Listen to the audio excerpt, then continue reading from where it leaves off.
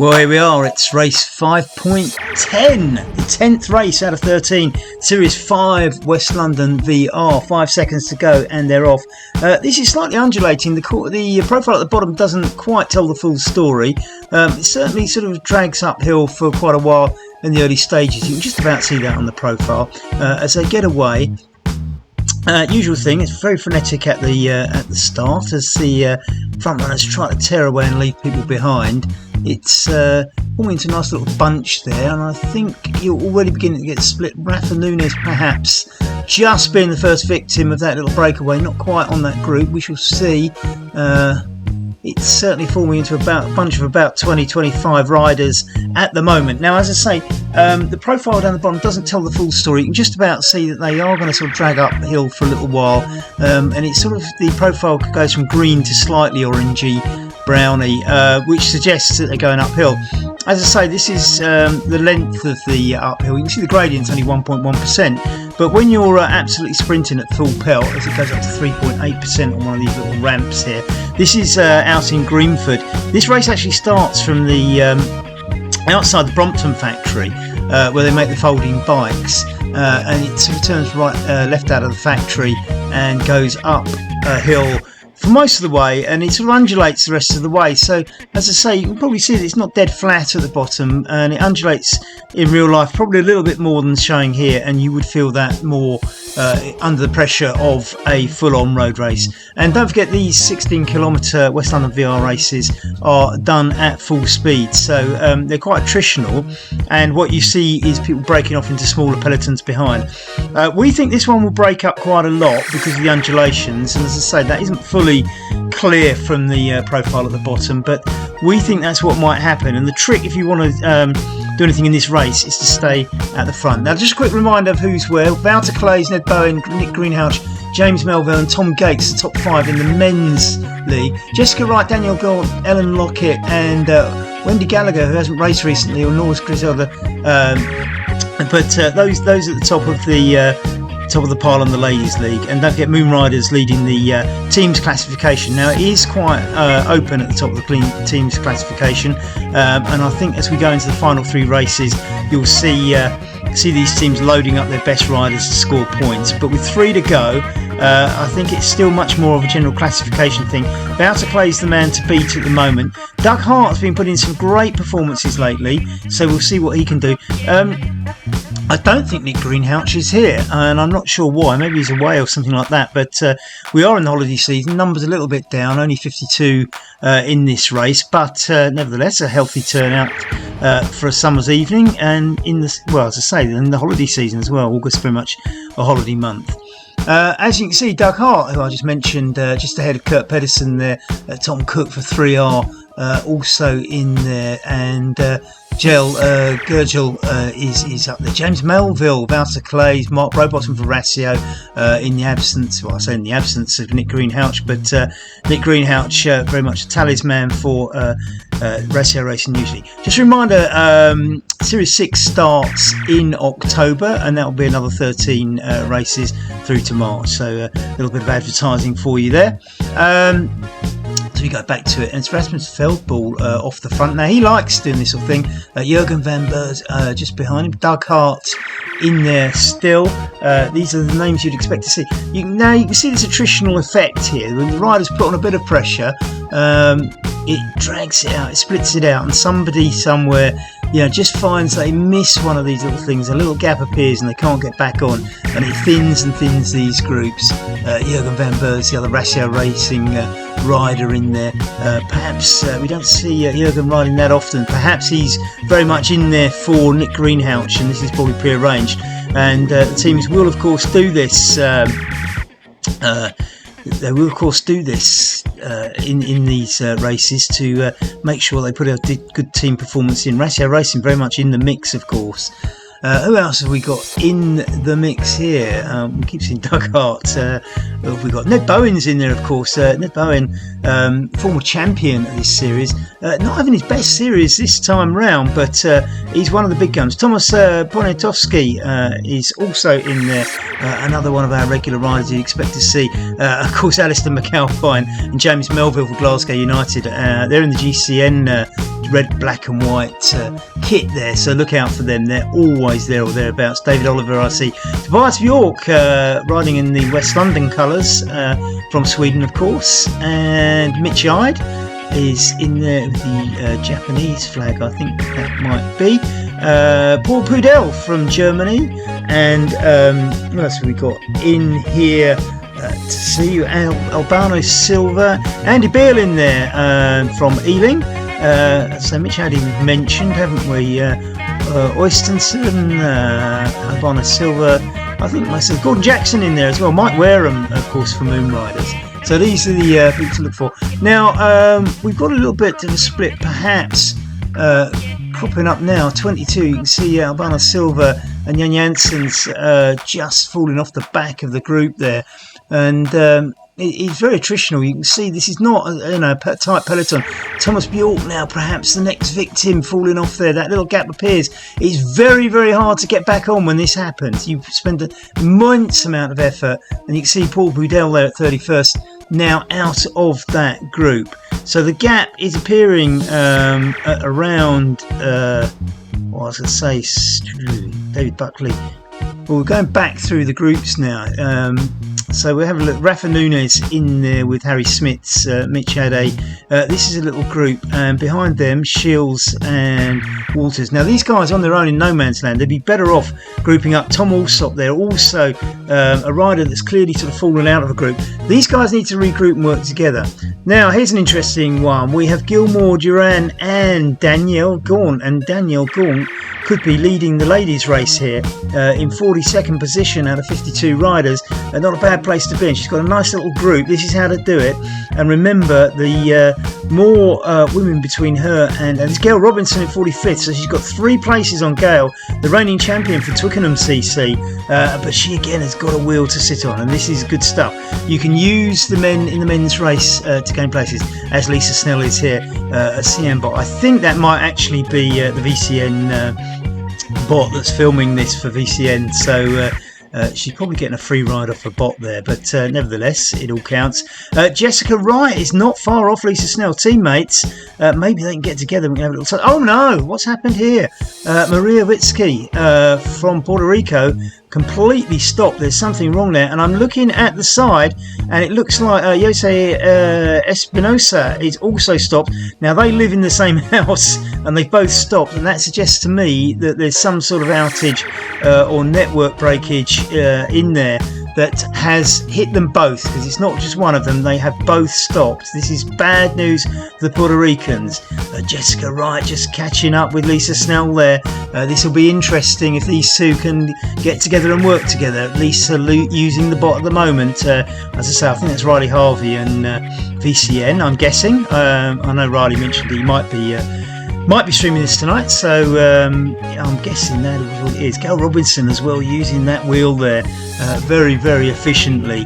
A talented rider is Gail. She had a break from the bike earlier in the summer, so she's sort of coming back to form a little bit. But Danielle Gaunt now, she's got a 4th rider in her group, which is even better for Danielle. She might be losing a place in one sense, and don't forget that the Ladies League, the difference between one lady and the next, even if there's sort of 3 men between them, it does advantage the person with the gap. So it's in their interest to beat male riders and not just finish one ahead of the ladies. Mike Addy there from Milton Keynes, powering away in 34th. Rafa Nunes is with my old mate David Buckley, 2 of my mates together there. David Buckley from down in Surrey, Rafa Ecuadorian, but living in Hampshire these days. As we move back up towards the front, and we see that Tobias is still in there, Mitch Ide, David Oliver in this little group now, but they're not in the front group. That's the thing. It's there's a big gap up to the front group. The front 20 now probably pulled away. Silver now not in the front group. Danny Stain looks like he's dropped. Thomas Poniatowski as well. So, and I think that's Yeah, Ivan van Beurs as well. They're just dropping off that front group. You can see the gap. And when that gap starts getting that big, you've got to press very, very hard to get back on. Danny Staines not a bad rider. I don't know if he's going to be able to do that or not. As we look up the field, and I think that's probably curtains for those three, I'm guessing. We see Tom Gates as ever on that upright bike, looking like he's not really pedalling as hard as everybody else because he's got that upright casual position. But mark my words, Tom will be putting out some sweat there in the Netherlands. Star Rider, would expect something from him at the beginning. Now this is forming into a little bit of an elite group here, as we can see. We've got Kevin Cervelo in there for Moon Riders in the green, yellow and white jersey, black shorts. Doug Hart in there, James Melville, Gagel is up there too. This is an elite group. You can have a look down the names. Gurgedal, Doug Hart, Mark Rowbottom, Carl Dickerson, who we haven't mentioned yet, riding for South Africa, New Zealand. We became friends on Facebook this week. Now we're at the halfway stage. So this is telling. We've got halfway stage and we've got this group of around 20 riders pulling away. In fact, it could be less than 20. And they're pulling away. And this group is thinning and thinning and thinning as we thought it might. Doug Hart putting it a little bit out on the front now. Doug likes to do this, but I don't think that group's going to let him. There's too much at stake for too many riders in this group. And this is going to be some race. I can see this one unfolding very, very interestingly. Marino Sesson in there for Italy as well. We see this is the top names. There's probably one or two big names that aren't in this group, but everybody in this group is a name in these races. So this is full on. Mark my words, they're riding 46, 47 miles per hour. All right, there's a very, very slight, kilometres per hour. There's a very slight downward gradient, but mark my words, these guys will be pushing it all the way. And this is an undulating course, as I've said. It doesn't kind of really tell the full story if you look at the profile below, but this is going to be attritional and people are going to get caught out on some of these climbs. And we see somebody at the back there just getting themselves back on. Sometimes you can absolutely exhaust yourself staying on one of these groups. Tom Gates looking like he's not exhausting himself at all, but we know what the truth will be. Marino Sesson there, his avatar out of the saddle, looking like he's working about 10 times harder than Tom Gates, who still pushes ahead of him. But Marino back on the group, which is good news for him. We have 6.6 kilometres to go. So it's and look at this, there's more pressure off the front. 42 kph, they're on a positive 46 kph on a positive gradient. And this is what I'm saying, that some of these efforts, when there's a small gradient but a hard effort, can absolutely knock everybody off the back. Now, is there a gap emerging here? This would be interesting. Johan Aaron just pushing up there in the yellow and blue to get on that front group. Marino Sesson in 10th. Has got a couple of metres to make up. He's done it. Mark Rowbottom in 7th there. Doug Hart just pulling himself up to the group there. I'm sure Tom Gates will do exactly the same as they start getting this together. Somebody's falling back there though. That could be dangerous. You don't really want to do them. One of the ECK riders, that's Kurt Pedersen, I would imagine. And oh look, that split the group. They've lost some riders. And Ned Bowen's out of the group. Ned Bowen. Now that is a big, and Aaron's out there as well. Ned Bowen falling out of that group with 5 kilometres to go is just telling you how hard this race is. Ned is one of the big stars of this. Doug Hart on the front. With people like Casper Pedersen and Tom Gates around. Tom Gates as well, but I was particularly Doug Hart. They put big spells on the front and they create a lot of trouble at the back. Gurgedal as well does this.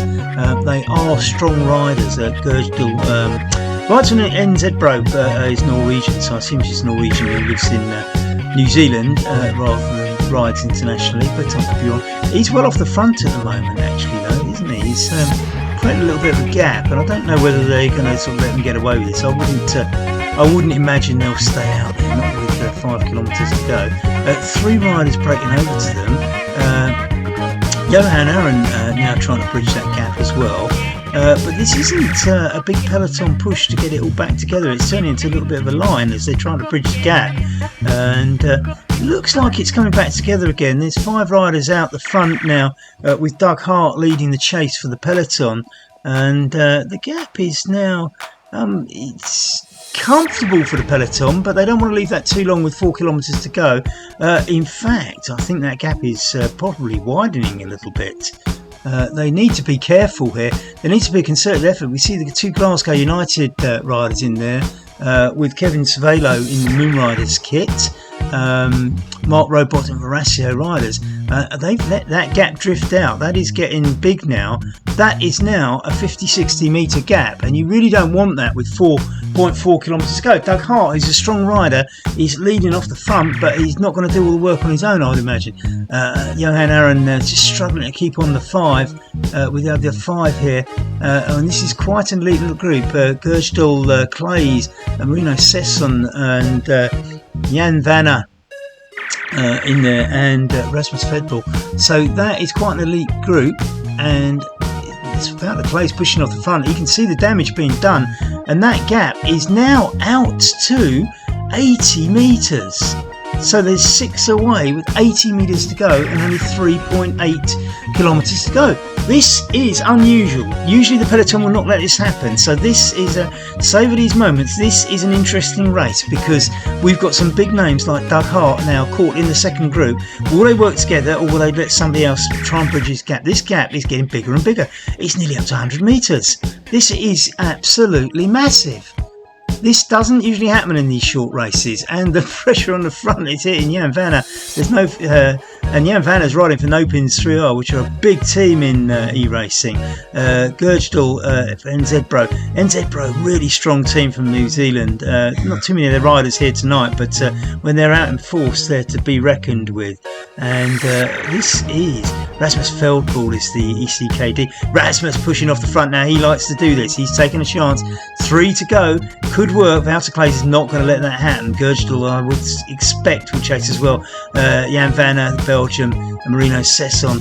Now, this 5 have got away. So there's a group of 5 now, well clear because Jan Aaron's fallen off, and Marino Silva leads the rest with Doug Hart and Mark Rowbottom. James Melville in there as well. But this is getting dangerously close to the finish. We're under 3 kilometres to go, and there is something like 100 metres gap. This could work. We could see the winner from this group of 5, and it could be a five-man sprint here. And let's say this is quite rare to let a gap like this go, considering the names that are in Group 2.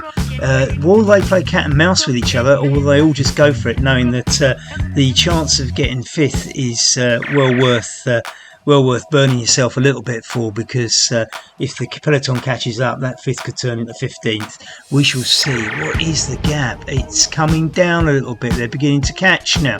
Doug Hart doing the work on the front. Aaron Silva, James Melville, Mark Robot, and Kevin Cervelo and Tom Gates all doing their bit. The 100 metres has halved now. It's getting even less. Some of them are going to catch up. This gap is not going to hold. How many of them will get onto the 5? Will the 5 become 10, 15, 20? We shall see. This is getting dangerously close though. 2 kilometres to go, and Rasmus Feldball sees the opportunity. He seizes the moment. Gergedal and this is absolutely thrilling stuff, isn't it? Under 2 kilometres to go, and the group of 5 is now swelled as Doug Hart reaches across. Marino Sesson in there as well. So Vanna and Melville have made it over. Mark Rowbottom's made it over. Tom Gates has made it over. So there's 10 now in contention with 1.7 kilometres to go. And we see Aaron Silva going off the front. And Albano Silva going off the front. Gergedal, NZ Pro, now he likes to go off the front as well.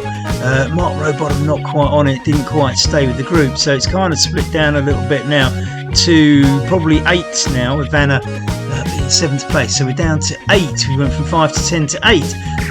The effect of that chase, I think, was just a little bit too much for some of them, and when the group at the front went, it's probably just been that little bit too much, so they made the bridge and then lost the moment with the spurt, and this often happens, but Absolutely fantastic racing, and we've got one of the Glasgow United riders in there, I see, and it's James Melville, of course. This is going to be... Now we're up to the Flamme Rouge. Doug Hart now looking strong, and he's done a lot of work to do the catch, so he might not be the favourite to win the sprint, but don't ever underestimate Doug.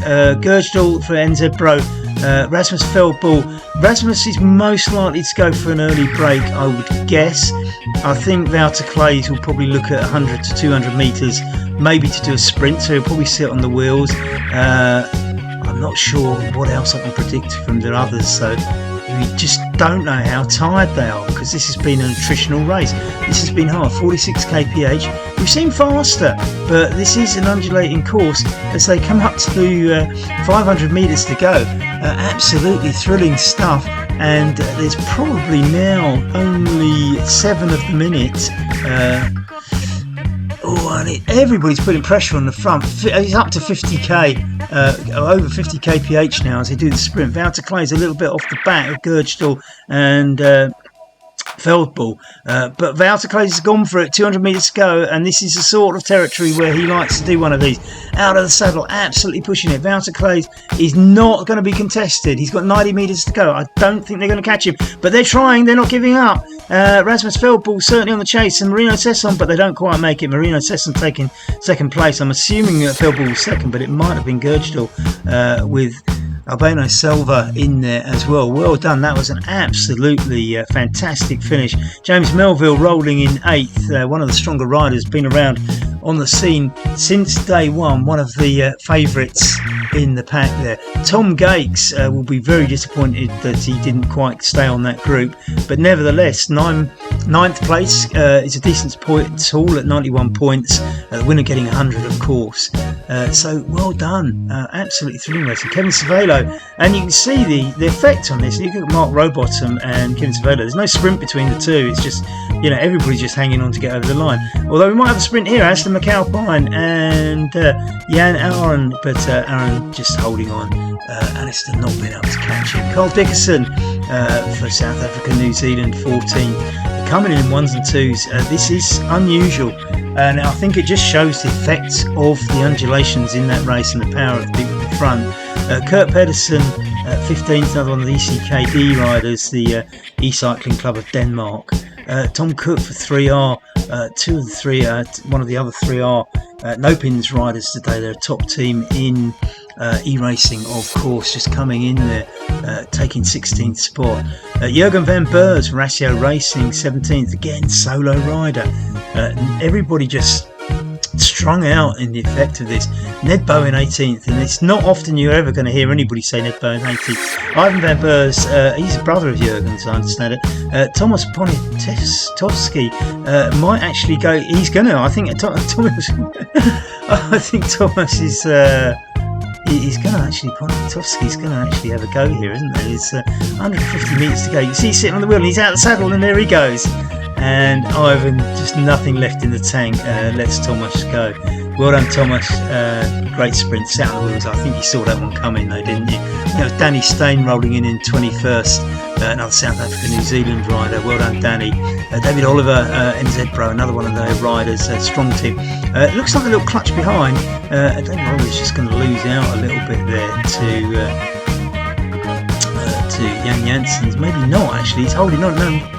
This is actually going to evolve into a nice little sprint, and the group behind are catching them up, so it might be an even bigger sprint. Who have we got? It's coming up now. This is one of the Moon Riders. Right, so that was Mike Wareham coming in there. T. Thomas Bjork, they're riding for West London in that bunch, so a great little sprint, and that's what we like to see in these races. We like to see little group sprints. We like everybody to sort of kind of form secondary groups. David Buckley and Paul Pudell. I'd have my money on David Buckley here. He's got a big sprint, and it looks like he's winding it up right now with 300 metres to go, but no, his back sits on the pedal. He knows what he's doing. I think Paul Pudell is going to get stung at the moment. I would guess at around 125 metres. David Buckley's got a big sprint on him when he's on form, and he's clearly just sitting on the wheel waiting for the moment. 150. He's gone at 130. Well, I wasn't far off. 133. Paul not taking any action about that one, just accepting that David Buckley's going to power home to take a place ahead in 31st and 32nd for those two. Who have we got here? Harry Schmitz, one of the characters from social media. Love this bloke. He's from the Netherlands, of course, as the flag tells you. 33. Again, solo riding, and we can see he's 88 metres ahead of Rafa Nunes, who's probably got Will Shields slightly catching up with him. So Nunes Shields tussle might be quite interesting here. Shields coming up now. Rafa getting out of his saddle, but Shields has already got the momentum and just takes it on the line. Bad luck, Rafa. Here we have another little tussle. This one could be interesting. Tom Allsop and Walters is just pulled away from him. In fact, Tom's just looking out, lost out to Mike Addy from OTR as well. So bad luck, Tom. But great little tussle there. Great to see these little small sprints at the end, and that's what we like to see. Van Reeth coming in next, the Belgian, with 400 metres to go. So it's quite a long way to go, but I don't think there's any danger of anybody catching him. He's got young with 50 odd metres behind, but I don't think that's going to. Robert Gilmore as well there. Danielle Gorn, she's on her own now, but she looks like she's going to take the ladies' 100 points. So Danielle with 43rd position should get 100 ladies' points, 600 metres to go. There's probably no chance of PH catching her, and the thing is, PH seemed to have pulled away from Gail Robinson, so I think she's safe in position, and she'll finish 2 places ahead of Gail, so gets a differential, she'll get 100 points, and Gail will get 98. So Gail back on form, picking up the points, but she, as I say, she's been off the bike and not wrapping it up like she was last winter in the winter series, but nice to see Gail back on form. But great for Danielle to get the win, assuming nothing goes wrong between now and the finish. I gather from Maria and Jose out there in Puerto Rico that they had a power cut. They've messaged me on the telephone to say there was a power cut, and is there any way they can rejoin the race on their phone, which no, I'm afraid they can't, because I think once it's started it's too late. So bad luck to the Puerto Ricans. They both live in the same house, so there's a power cut for one, there's a power cut for two, as we thought. 100 metres to go. Danielle's going to take the ladies' win this evening, another 100 points, and that will cement her podium place. I think with 3 races to go, I think she just needs to keep turning up to make sure she's got a podium place. Remember, your best 6 results count, ladies, and if you turn up on a race where some of the big guns don't turn up, you can get 100 points. PH now at 44th, he's left Gail behind. Gail 200 metres behind. But as I say, great to see Gail back on form, and hopefully as the winter season comes in, we can see some big tussles between the likes of Gail and, of course, Lockett. Gail Robinson coming in now. Ellen not here today. I think she's actually, I spoke to her yesterday. She's off cycling across the continent this weekend, so I think she might be saving herself. But Gail Robinson coming in, she'll be very pleased with 45th place and 98 ladies points. That's a good position. Twickenham sort of clawing themselves back up the table after a bit of an absence from some of their riders this season, but you can't always get everybody in the summer. Remember, the ladies contest is best of 6, so the ladies don't have to be in every race, although for the teams they score in every race. Now this looks interesting. We've got Jessica Wright and Lisa Snell alongside, as I say, which is a camera bot, so the third rider in red is not to be counted, and I think Wright's just letting the bot sit up a little bit and letting them go, or that, or well, it's either that or they're both pushing off. So now we've got 2 teammates. Is Lisa going to push on and try and take the win, or is this taking turns on the front?